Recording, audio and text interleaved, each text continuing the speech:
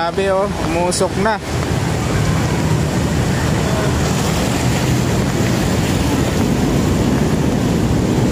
Umusok na yung sasakyan no.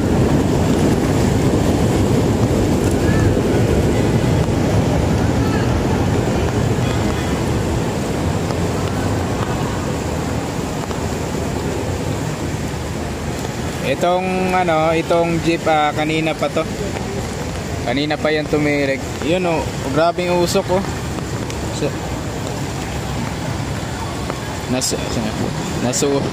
Bumigay na ata yung makina. Delikado makina dito pag ganito ka kalalim yung baha.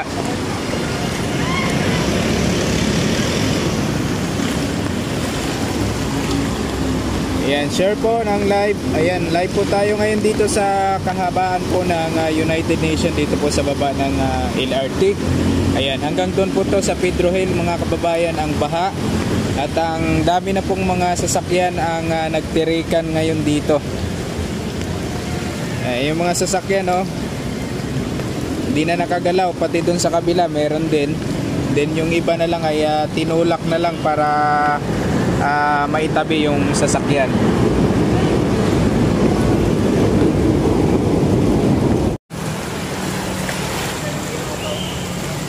Ayan, hanggang ngayon baha pa rin. Ayan po, ngayon lang po to mga kababayan. Biruin mo, simula kaninang umaga ang ulan, no? Hindi pa nga nung oras pa lang tayo ganito ng sitwasyon, no? Ano pa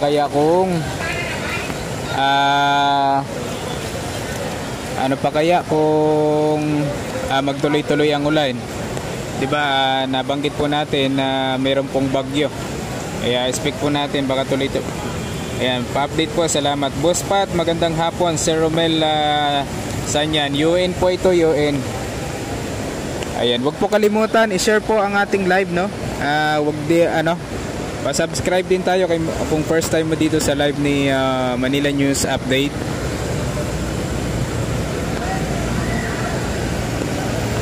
Ang daming ang daming nagtirikan kanina. Tinulak na lang yung iba, din ito talagang malala. Nako.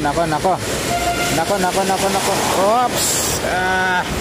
Tingnan mo yung alon, no? Lakas. para nang maladagat na itong UN. Ayan, subscribe po tayo kay Manila News Update. Magandang araw po sa atin lahat. Ito po ang live na update natin dito sa baha.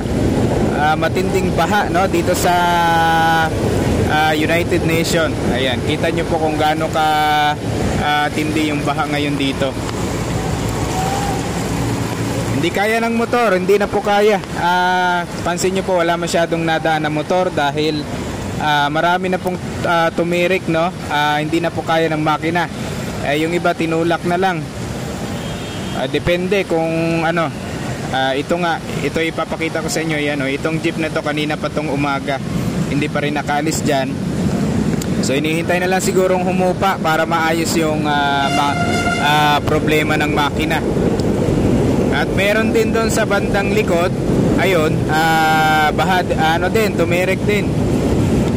Kaya Peter Parker dapat Jeski. Ayan, kahabaan ba yan ng UN? Yes po, Sir Romel Lopez. Kahabaan po ito ng ayan, kita nyo yung bus na yan. Kita nyo yung bus, gaano kalalim yung gaano kalalim to baha dito sa UN.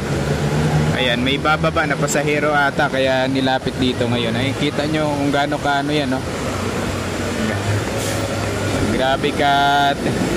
Para ng dagat para nang nabutas. Oops.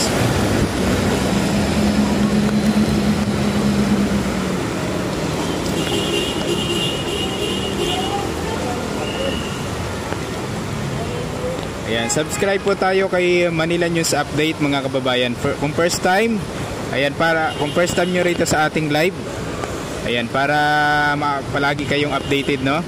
At pa-like na rin mga kababayan. 8 likes pa lang po tayo. Paano nagkaroon ng LRT sa kabaan ng UN? Ayan eh. LRT po yan, oh. And LRT po ito, LRT po. Nasa baba po tayo ng UN. Ito po ang sinasabing kahabaan na yan. UN hanggang doon sa Pedro Hill, ayan. LRT naman yan.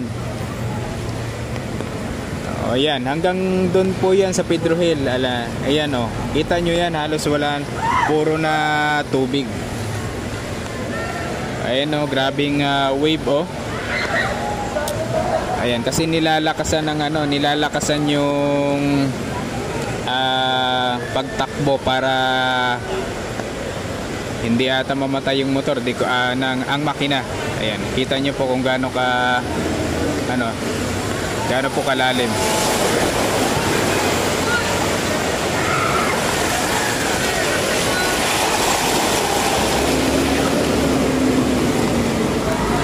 Ayan, tapo